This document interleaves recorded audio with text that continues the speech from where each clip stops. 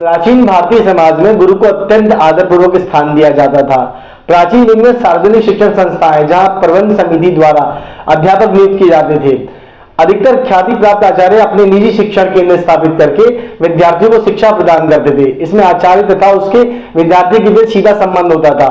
विद्यार्थी योग्य आचार्य के समीप शिक्षा ग्रहण करने के लिए जाते थे तथा आचार्य सच्चे जिज्ञासु विद्यार्थी को ही अपना शिष्य बनाते थे। गुरु गए पढ़न गए रघुराई, अल्पकाल विद्या सब पाई। शिष्य गुरु के घर पुत्र के रूप में रहकर शिक्षा पाता था। निरुक्त में कहा गया है कि शिष्य अपने आचार्य को पिता और माता के समान समझे तथा उसके प्रति कभी द्रोह न करे। उपनयन संस्कार के बाद विद्यार्थी का दूसरा जन्म होता है और गायत्री उसकी माता तथा आचार्य उसका पिता होता है। शिष्य को अपना लेने के बाद गुरु से शुल्क नहीं लेता, बल्कि स्वयं भोजन वस्त्र आदि देकर उसकी सहायता करता था। आपस्तंभ का मत है कि गुरु की त्रुटियों को शिष्य एकांत में उसे बताए। गौतम ने व्यवस्था दी थी कि धर्म विहीन गुरु की आज्ञा मानने से शिष्य इनकार कर सकता है।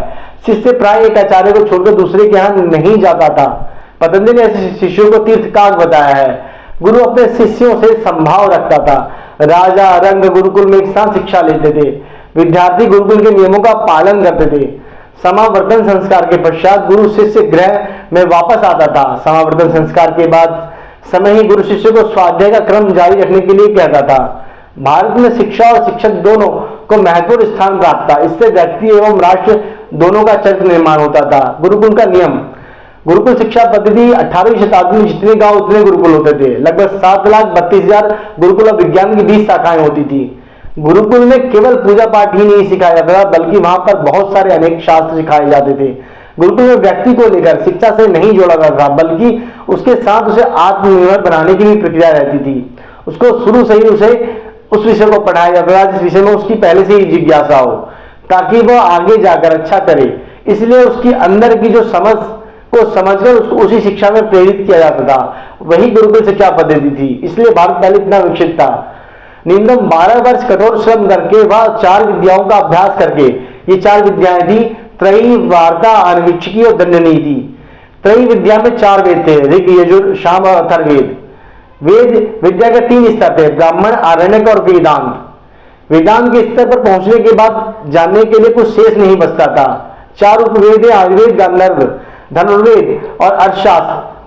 अथर्ववेद के अतिरिक्त 8 और उपवेद हैं, जिनमें शिल्प, सर्ववेद, ब्रह्मवेद आदि इत्यादि हैं। 6 वेदांग हैं, शिक्षा, व्याकरण, कल्प, निरुक्त, ज्योतिष इत्यादि। मीमांसा और वेदांत दर्शन। ज्योतिष में अंक गणित और बीज गणित समाहित है। शुल्ब सूत्र रेखा गणित है और शुल्ब सूत्र का अर्थ है रस्सी, और आज भी रेखा गणित का प्रयोग रस्सी के माध्यम से ही किया जाता है। आयुर्वेद में जीवन एवं जीव विज्ञान, रसायन विज्ञान सहित रसायन विज्ञान का शेष उपयोग धनुर्वेद में होता है। संपूर्ण वनस्पति विज्ञान आयुर्वेद के अंतर्गत ही है। छंदों के अभ्यास के लिए काव्यशास्त्र पढ़ना पड़ता था। कल्प में यज्ञ विज्ञान, संस्कार, संपादन, विवेचन, लोक व्यवहार और धर्मशास्त्र आ जाता था। शिक्षा, व्याकरण और निरुक्त तीनों का समाहार संपूर्ण भाषा विज्ञान है। ज्योतिष में खगोल, भूगोल एवं अंतरिक्ष विज्ञान सन्निहित है। अर्थशास्त्र में राजनीतिक, समाज नीति, विधान शास्त्र, लोक नीति सभी समाहित है। पुराण इतिहास पंचम वेद है और उसके अंतर्गत इतिहास, भूगोल, समाजशास्त्र, धर्मशास्त्र और नीतिशास्त्र आ जाते हैं। वार्ता। गुरुकुल में अभ्यास कराई जाने वाली दूसरी विद्या वार्ता है। 64 कलाओं का अध्ययन ही वार्ता का विषय है। मनुष्यों और पशुओं की विविध भाषाओं को व्यवहारिक प्रयोग में वार्ता का विषय है। मनोरंजन के विषय और आजीविका के विषय में भी वार्ता के अंतर्गत समाहित है। तीसरी विद्या दंड नीति। शुक्राचार्य के अनुसार दंड नीति ही एक ऐसा एकमात्र विद्या थी। दंड नीति का अध्ययन एक करने वाले केवल दूसरों के कीर्तिदास बनने के लिए उत्पन्न हुए हैं। दंड नीति एक ही क्षण में राजा को रंग और रंग को राजा बना सकती है। अर्थ और धर्म सब दंड के अधीन है। राजा और प्रजा के व्यवहार को संयमित और नियमित करने वाली सभी विद्याएं दंड नीति के अंतर्गत आती हैं। अनियंत्रित राजा और अनियंत्रित प्रजाएं राज्य को सुख तिनके के समान भस्म कर डालती है। इसलिए 4 विद्याओं में दंड नीति का स्थान महत्वपूर्ण है। विद्वानों ने दंड को धर्म कहा है और इस दंड नीति का अनिवार्य ज्ञान प्रत्येक शासक को होना तो आवश्यक ही था। अपना कल्याण चाहने वाले नागरिक को भी इसका अध्ययन करना चाहिए, अन्यथा दंड के विपरीत होने पर उनका समूल नाश निश्चित है।